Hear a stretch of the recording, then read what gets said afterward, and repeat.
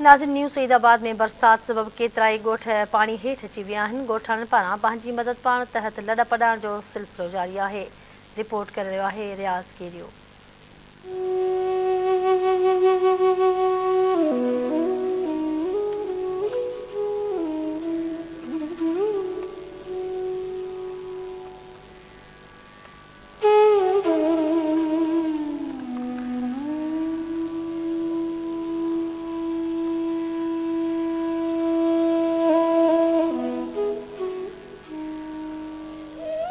मौजूद है जो बरसात तबाही मचाई है। बरसात में मुकम्मल जो पानी है, सिमनालन जो पानी है, या बरसात जो पानी है मुकम्मल जो 50 का वधिक ॻोठ मुकम्मल पानी हेठनि सां तव्हांखे ॾेखारी पिया त मुकम्मल जेको आहे दद पाण जेको आहे थिए पई। ॻोठाण पंहिंजी मदद पाण जेको निकिरनि पिया। हिते को बि जेको आहे DC तरफ़ां या सरकारी अमलदारनि तरफ़ां को बि हिते जेको क़दम जेको न खयो वियो आहे। हीअ पंहिंजी मदद जेको आहे पाण ॾिसो पिया त पंहिंजी मदद पाण जेको आहे हिते माण्हू कढनि पिया, जानियूं बचाए जेको आहे रोडनि ते ऐं पंहिंजे मिटनि माइटनि ऐं ॿियनि शहरनि में जेको आहे वञनि पिया।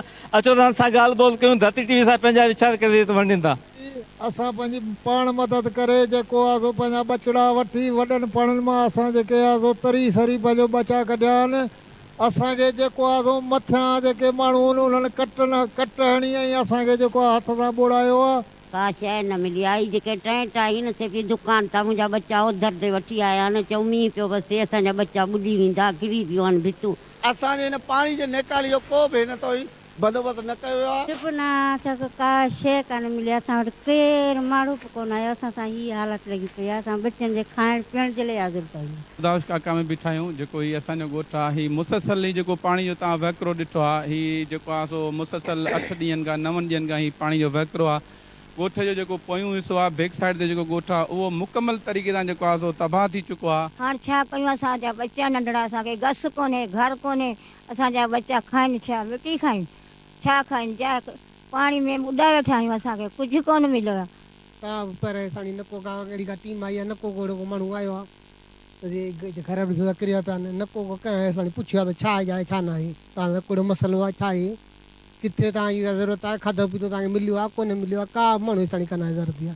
जी बिल्कुलु, तव्हां ॻोठाणे जा वीचार ॿुधा था। चवण आहे जेको पाणी आहे बेअंदाज़ पाणी जेको आहे मथां खां अचे पियो। सिम जो पाणी आहे ऐं बरसातुनि जो गॾियल पाणी आहे। हिते जेको आहे ॻोठ मुकमल जेको मुतासिर थी चुका आहिनि। ॻोठनि जा जेके घर किरी पट थी चुका आहिनि। बुख ते वेठा आहिनि। बुख बर्द हाली जेके आहे पका कशी जेको आहे शिकार आहिनि। ऐं असां तव्हांखे ॿुधाइण लाइ त मुकमल जेको पाणी आहे ॾिसो ॻोठ जेके आहिनि मुकमल तबाह थी चुका आहिनि। कैमरामैन साहिल किरो सां गॾु रियाज़ किरो, धरती TV न्यूज़ सैदाबाद।